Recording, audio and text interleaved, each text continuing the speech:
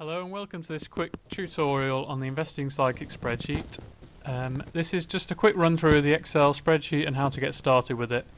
So when you downloaded it and you open it, you should come up with a security warning here, say macros have been disabled.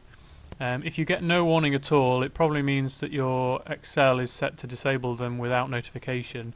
So if you go to File and Options, then to Trust Center Settings, Macro Settings, and you just tick this disable all macros with notification, or you can enable them if you want to, but it's not advised.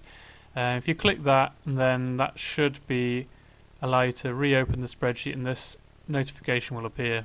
So what you want to do is enable the content, and that will allow the spreadsheet to connect to the website. Right, so there's a lot of sheets in this spreadsheet, but it's fairly quick to update. So the first thing you need to do is decide on a company you want to analyse. If you don't know what the ticker is, you can click on this Find Ticker button here, and it will come up with an input box that you want to search for. So for example, if I want to know what Apple's ticker is, I'll type Apple, OK, and it will come up with all the companies that have Apple in the name. So I know that this is the ticker for Apple Inc. But if I didn't know that, then this gives me various options for what it is. Right, so once you've got your ticker, you click on the ticker button here, and then you input it here. So I'm going to type in Apple, click OK, and it will come up with a security box asking for my username and password. This is your username for investingsidekick.com and your password. It should only do this once per session, and you can click to remember it, so you won't have to type them in every time. Okay, so there it is. It's updated with all information for Apple. I'll quickly run through what all the information is in the spreadsheet, where to find things, and then I'll do a bit about how to edit the spreadsheet. It's fairly customizable. You can move things around and everything will still work. So, okay, so this is the first sheet, value report. So here you've got main summary information of a lot of things from the other sheets. But to go through it all, we start off with the ISQ score, which is the Investing Sidekick Quality Score. This gives you a rough idea of the financial strength of the company. It's all based on the recent financial performance, so things like cash flow, operating margins. It doesn't take any account of the valuation, but it will give you a good idea if the company's going to run into trouble anytime soon. As we can see, Apple isn't really in much financial difficulty at the moment, which isn't surprising. Generates a lot of cash flow. Then we next have trailing 12 months earnings per share, next year's estimate, and some debt ratios, which for Apple are fairly low. We then have some quarterly operating profits per share over the last 20 quarters, and then we've got trailing 12-month measures here, so you can track it over the years. We've got operational performance, so the big red line is the operating margin, trailing 12 months, and you can see Apple's has been fairly steady for the last few quarters. And then we've got return on invested capital in this red line here, which shows it's actually been declining a bit for Apple. And you've got some other metrics there like gross margin, selling, general and administrative expenses, things like that you can track. And then further down we have the last 6 years summary financials. So this is just the headline stats like revenue, operating profit, net profit. You've got some balance sheet metrics there.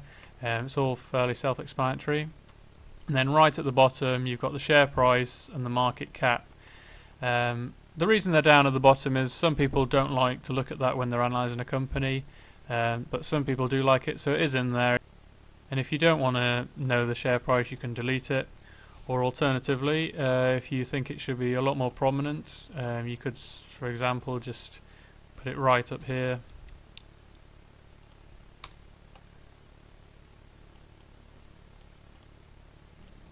There you go, you can put it right at the top, and that will then update every time you update the spreadsheet. So for example, if I want to put Oracle in here, update the spreadsheet, that will update with the share price for Oracle.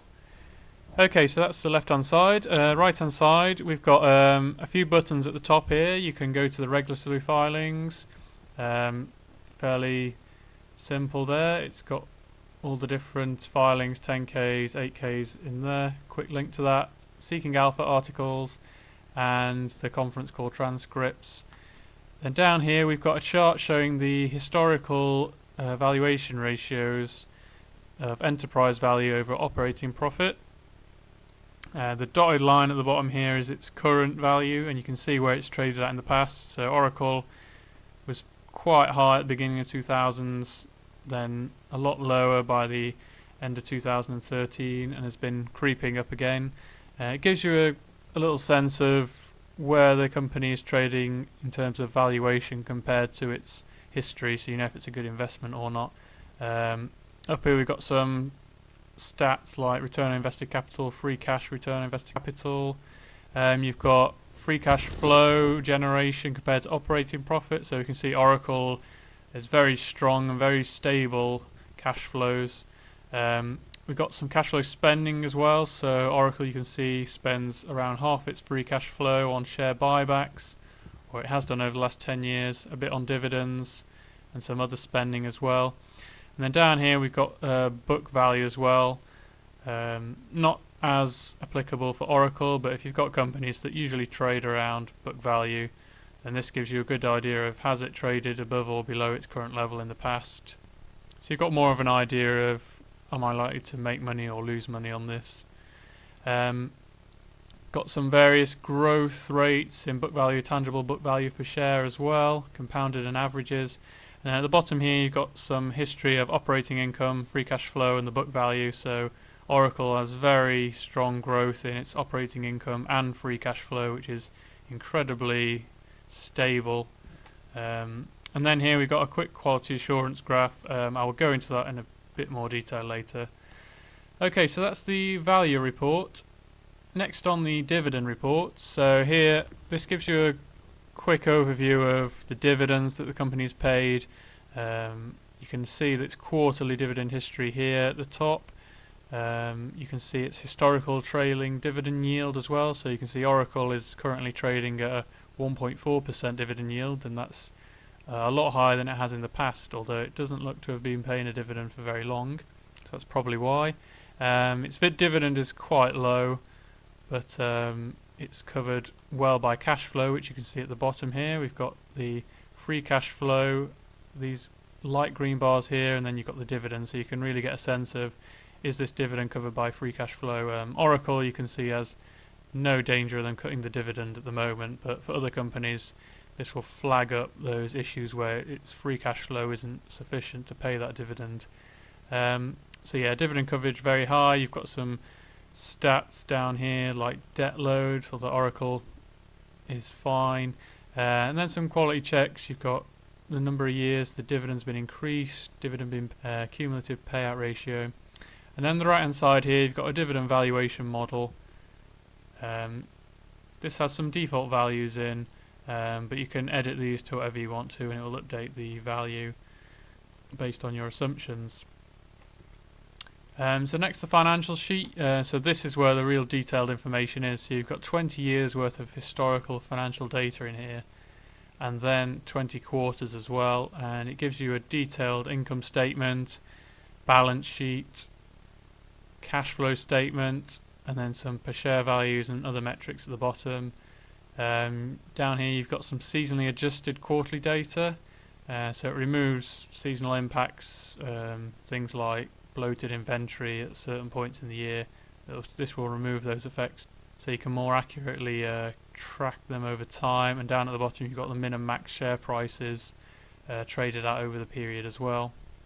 That's used later on in the valuation metrics.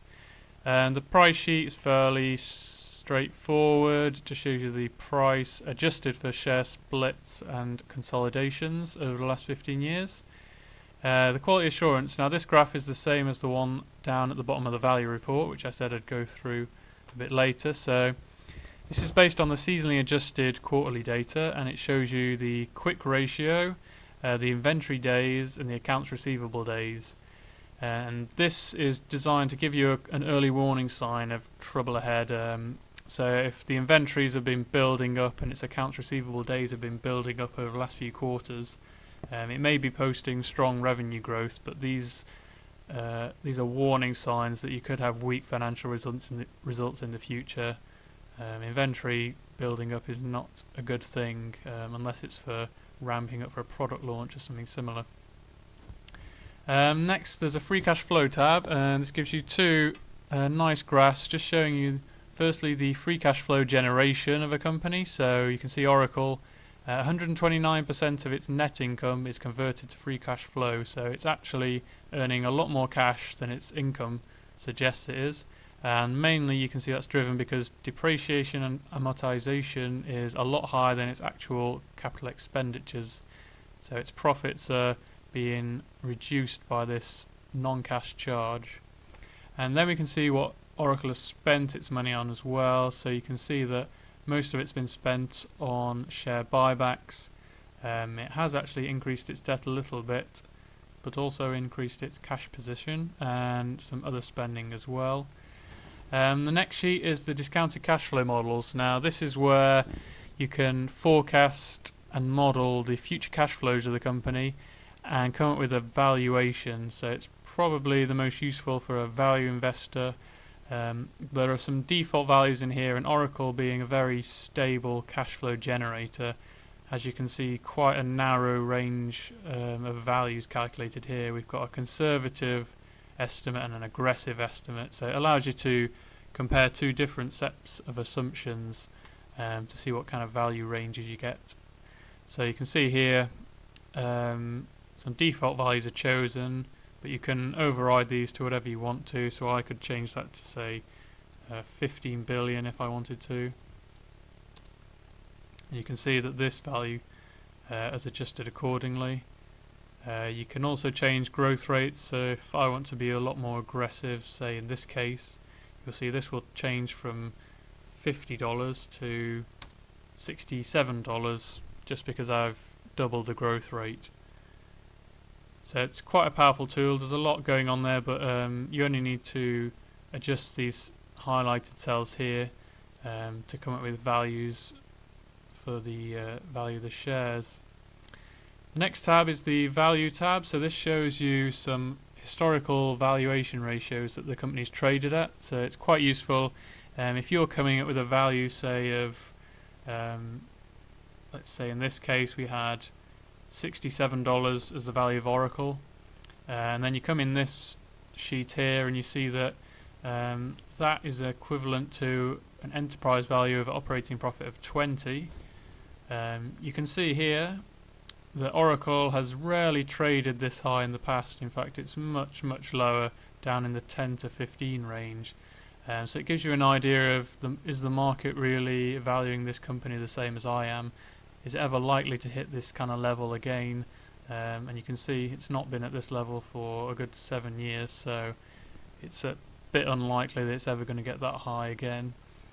So it's got this for enterprise value over operating profit, it's got price over earnings ratio, price over sales ratio here, and then not in charts but in figures you've also got different options like adjusted price over earnings, enterprise value over EBITDA, price over book, price over tangible book, and dividend yield as well. And down here you've got all the raw data for that. And the final sheet is a comparison sheet, so it gives you some brief high-level ratios for a company, and you can compare that to different ones. So here at the moment I've got it filled in for Xerox, IBM and Apple. They're just three companies that are randomly chosen, but I can update these to whatever I want to, so I'll say change that to Microsoft, and maybe I will change this one to IBM. And then you click update and that will populate all these cells for the companies you've chosen. You can input these as far along as you want to, or you can just have one or two. It's up to you. It does take a bit of a while to update because there's a lot of data to pull out of the website. But it will update. So here you go, it's getting the live prices, which is the last stage.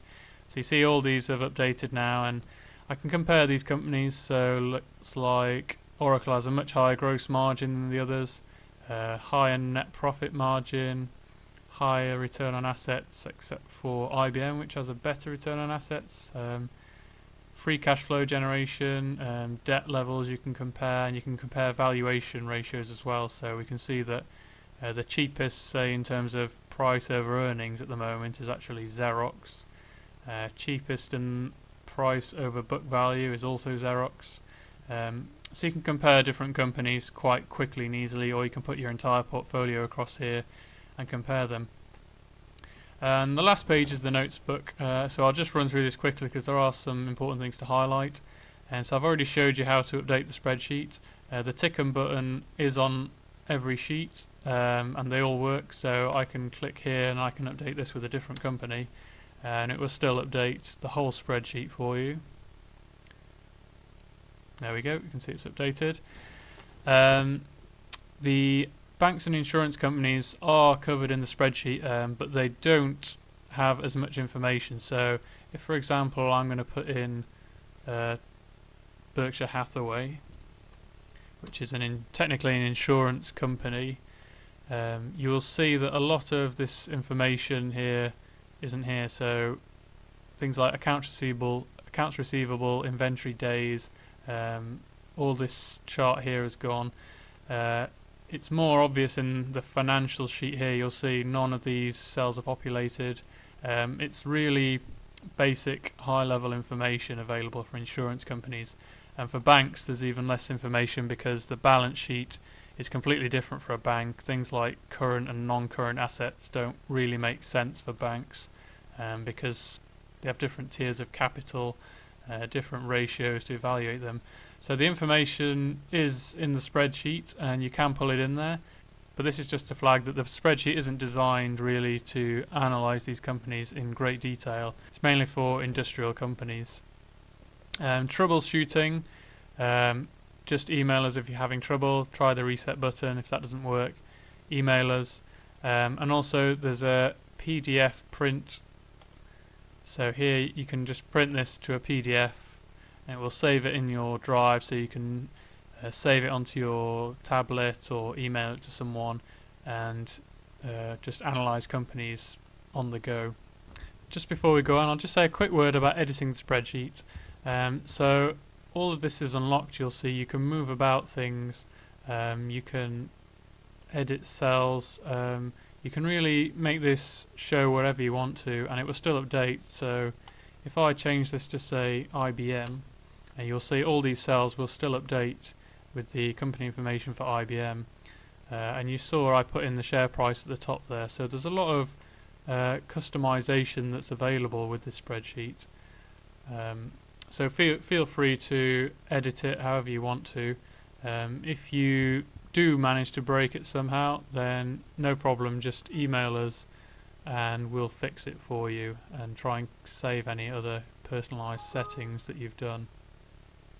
Right, so that's the end of the Excel tutorial. I hope it was instructive. If you have any questions, just feel free to email support.